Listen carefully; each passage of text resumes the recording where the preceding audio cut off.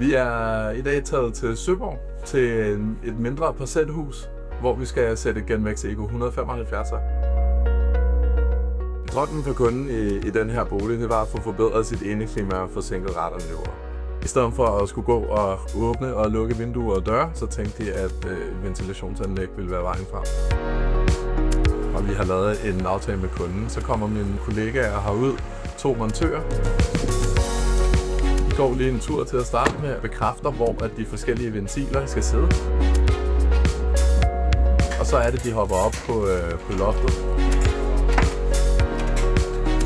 Begynder at lægge nogle rør, sørger for, at de bliver kondensisoleret, så der ikke er nogen problemer der.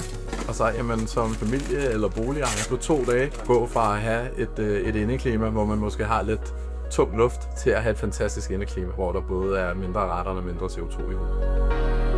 Valget faldt på et Eco 175, fordi det er et godt anlæg til mindre boliger, uden at vi går på kompromis med hverken ydelse eller luftmængde, som bliver tilført. Der er noget entalpivækster på, så fugtniveauet bliver holdt i et ganske fornuftigt niveau. Så sidder der noget forvarmeflade også, som gør, at anlægget ikke i de koldere måneder fryser til.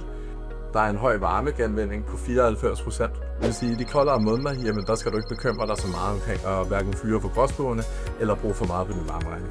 Vi kan se frem til et hus med et meget bedre indeklima. Et bedre indeklima kan jo være mange forskellige ting, men det her med, at du ikke føler, at luften er tung, du vågner ikke med dug i ruderne eller for højt CO2-niveau i dit hus.